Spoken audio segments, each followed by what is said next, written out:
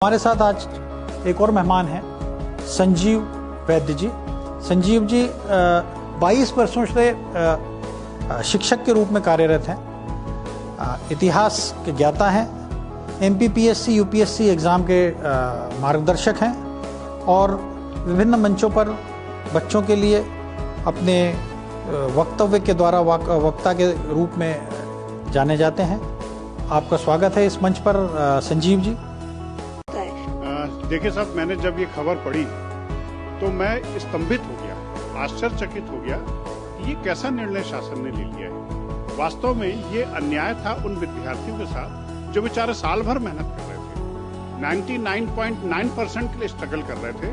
उनके साथ ये बहुत बड़ा अन्याय था ये। तो मैं तो स्तंभित हो गया। और चूंकि मैं यूपीएससी की परीक्षाओं का मार्गदर्शक हूँ और मुझे पता है कि जब बच्चा एमपीपीएससी या यूपीएससी की जब इंटरव्यू सेक्शन में पहुंचता है तो वहां पर कक्षा 12 की मार्कशीट के बेस पर क्वेश्चन पूछे जाते हैं कि आपके 12वीं में इस सब्जेक्ट में नंबर क्यों कम आए, इस सब्जेक्ट में नंबर कैसे ज्यादा आ गए, आपके 10th में 3rd डिवीजन थी, 12th में फर्स्ट क्लास कैसे आ गई। तो मेरे ख्याल से एक बहुत बड़ा वैक्यूम उसकी लाइफ में क्रिएट हो गया है। वो जीवन में ये बच्चा कभी भी किसी भी कंपनी का, किसी भी शासकीय कंपनी का, निजी कंपनी का जब साक्षात्कार देने जाएगा तो मेरे ख्याल से वो ऐसे प्रश्नों पर निरुत्तर हो जाएगा।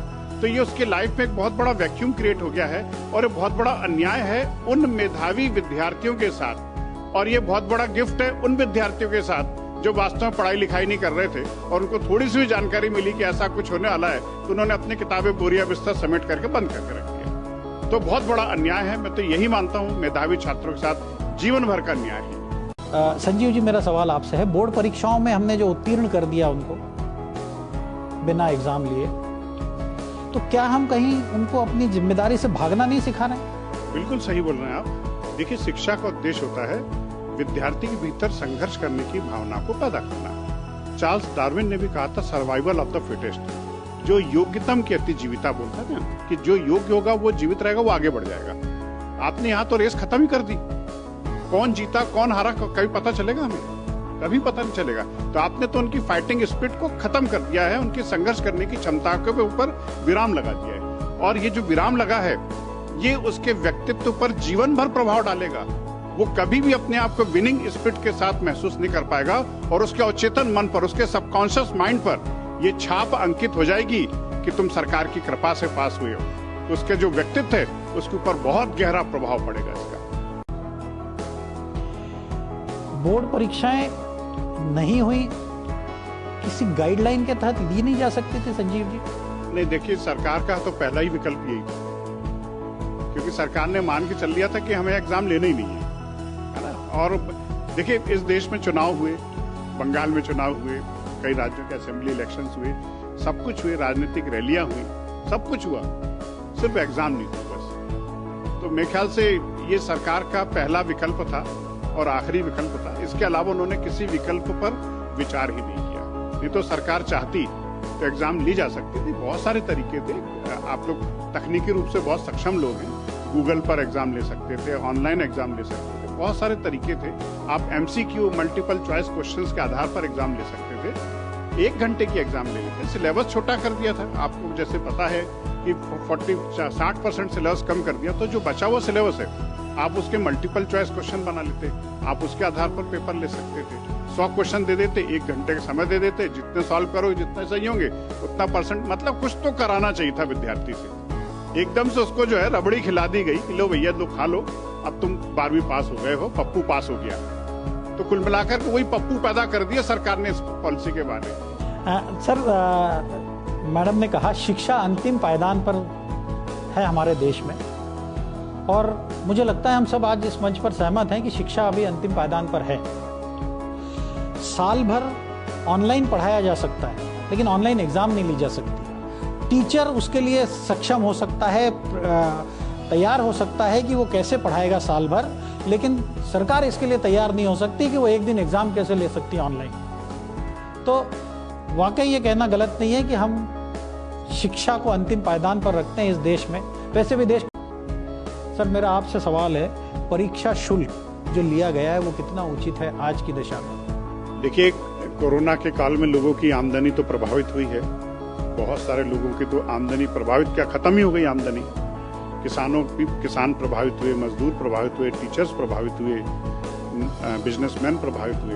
तो ऐसी स्थिति में अगर शासन ने परीक्षा शुल्क लिया है तो शासन नेक नीति के परिचय दे और ईमानदारी के परिचय देते हुए शिक्षा शुल्क को पालकों को वापस कर दे। जब एग्जाम ही नहीं हुई तो फिर एग्जाम के नाम पर शुल्क कैसा? फिर मैं सर विषय से थोड़ा सा हट कर जाऊंगा।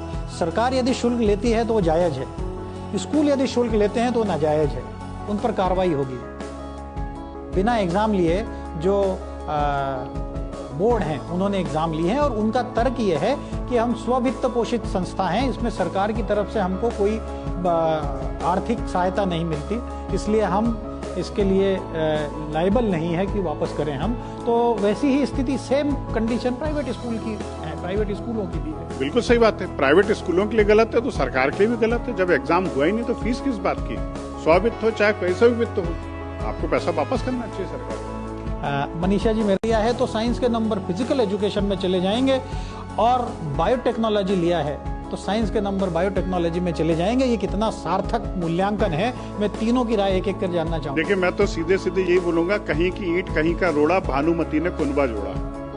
मतलब विद्यार्थी को ये नहीं उसका रिजल्ट बनाना है तो बना दो साहब। वो तो ये डकवर्थ लुइस होता ना क्रिकेट में, सब ये डकवर्थ लुइस उन्होंने एजुकेशन पॉलिसी में लेकर के आ गए।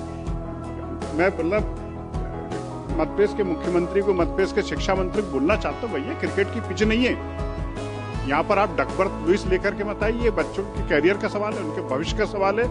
जब उन्होंने एग्जाम ही नहीं लिया तो मेरे हिसाब से तो उनका रिजल्ट हेल्ड था। देखिए, शिक्षा के क्षेत्र में मैं बिल्कुल सोनी जी के साथ में हूँ।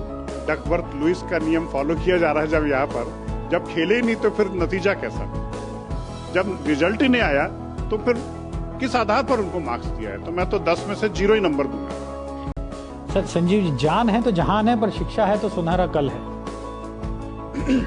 बिल्कुल साहब, मैं बिल्कुल इस बात से सहमत हूँ। जान है तो जहान है और शिक्षा है तो इंसान है।